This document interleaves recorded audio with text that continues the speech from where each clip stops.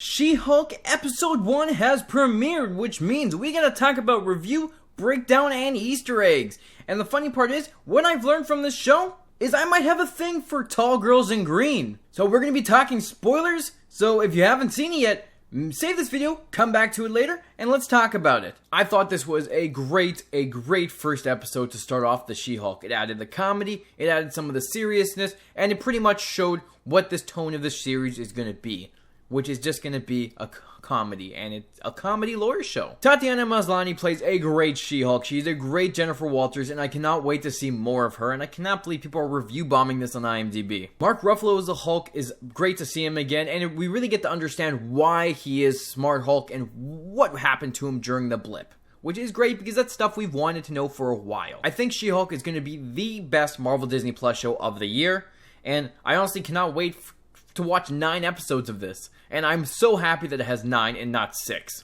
Let's start breaking it down from the start to the finish of the episode, with Easter eggs. So right in the beginning, they start off with Jen already being She-Hulk, and her friend Nikki references her being a savage Jen Walters, which is a straight rip from the comics Savage She-Hulk, which I thought was a really cool reference, and as soon as I heard it, I'm like, wait a second, that's from the comics. And then she breaks the fourth wall, being like, well, how do you think we got here? And then shows us the flashback to how she got her Hulk powers. And it was a nice flashback with her and Bruce sitting in a car, driving, talking. The scene we saw that they released a clip for recently about her theory about Steve being a virgin before he got sent in the ice, and how, because he came back to the Avengers and he was in disaster after disaster, he was still a virgin. But by the end of the episode, it all comes back around.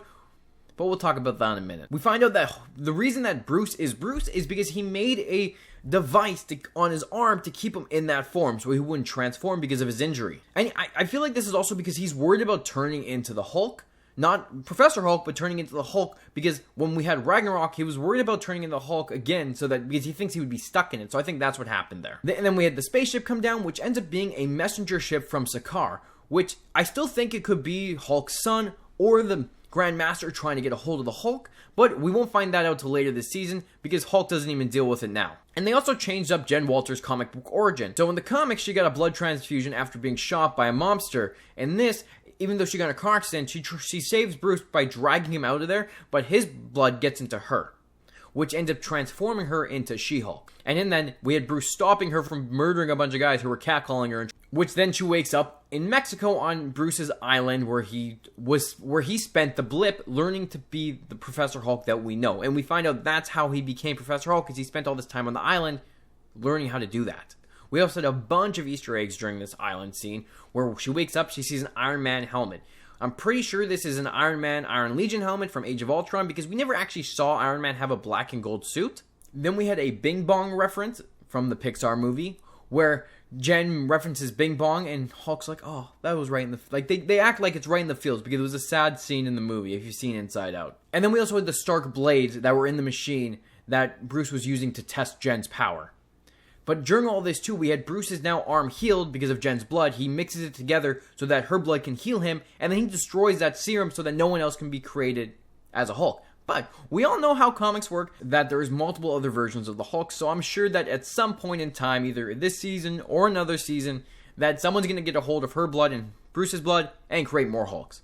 Most likely probably a red one. I love when Jen is turning into She-Hulk and she transfers and she's still talking like she normally would. Bruce is like, whoa, the other guy isn't driving? And She-Hulk's like, what? He's like, you don't have another guy driving? You don't have to worry about trying to deal with 2 other people? She's like, no, it's just me. So Bruce also mentions that, Bruce has to worry about the Hulk, who's driving the wheel, which is a straight rip out of the comics, because in the comics, Bruce and Hulk kind of swap places and one's taking full control. When I was reading the Totally Awesome Hulk storyline with Amadeus Cho Hulk, he had visuals of him driving a car with the Hulk stuffed in a trunk, and then when the Hulk got out, Hulk was driving and Amadeus was stuck in the trunk. And then Bruce goes on to talk about how he's transformed from Hulk to Bruce by falling out of a jet in the first Avengers film, by getting knocked out by a robot in Age of Ultron, by getting Natasha to sing him a lullaby, Age of Ultron, and Ragnarok technically, and then he was also talking about being stuck as the Hulk for 2 years in space, which is Sakaar. So nice references to the past Marvel movies with the Hulk. And then we had the training montage, and I love it because you could clearly see Bruce getting annoyed with Jen, because Jen can control her powers way better than Hulk could, and she's not as strong, and he really kind of gets annoyed, and he shows that he's stronger than her by throwing a rock into the atmosphere, which breaks apart, which, who knows who that might have hurt. And she's just like, that help? It's just funny moments between cousins, and I really enjoyed it. And I love how he pushes her off the cliff, and she just gives him the finger. Just fun, comedic stuff. Then we had him talking about how they can get drunk, and then Bruce brings up the fact that him and Tony built the tiki bar that they're in, and their initials were on the tiki bar, which I thought was really cool, because we haven't got any of the Science Bros stuff since really, like, the earlier movies, and now that Tony Stark is dead, we'll never get to see that again. So I like how Bruce has been dealing with Tony's death a little bit more, because they seem to be good friends at one point. And I also like how when Jen is trying to leave to become a lawyer, because she doesn't want to be a superhero, she wants to be a lawyer, Bruce is like, well, you need to learn how to control your anger or you're going to kill someone, because that's exactly what he's done. But Jen's like, no, I can deal with my anger because of the fact that people catcall me. I have men explaining my own expertise to me. So she's dealing with it on a daily basis, and she's able to control her anger.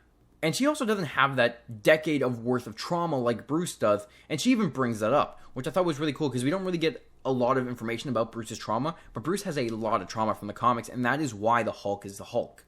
And because of all this, Jen's trying to leave, but Bruce doesn't want to let her leave, and they get into a huge fight, and they really test out each other's abilities. Bruce isn't going full strength, because if he did, he'd kill her. Like, he's way stronger than she is, even in the Professor Hulk form, and she doesn't really know what she's doing yet, so he has to be careful, because if he uses her powers, if he uses too much power, he doesn't know what will happen to her. And I could already see fanboys complaining, oh, the Hulk is stronger than that? Why did he get beat up by the She-Hulk? This is stupid. But then in the end, you could just see their cousins fighting, they get into a fight, and then they kind of laugh it off, and they put back the tiki bar together because they break it. And then Jen puts her initials into the bar, which is just like fun family feud, and that's all I see, and I didn't really see a problem with that. And I know people will, which is dumb. Then we have Jen going back to court because she wants to be a lawyer. When Jen is back in court, Titania comes in, and I like how Nikki's like, you know what to do. And she's like, but I like this suit.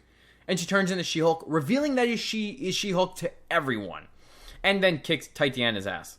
No problem. Which I thought was really cool, and I cannot wait to see what happens next. Because now we know she's going to end up going to damage control, so I'm interested to seeing how this plays out more and more, and I think this is going to be a freaking awesome show. Then we had a post-credits scene with drunk Jen talking to Bruce about Steve being a virgin, and then Bruce finally being like, he lost his virginity in the 1943 USO tour, which is back in Captain America First Avenger, where he's going around and doing that tour. Which, cool callback to the first Captain America movie.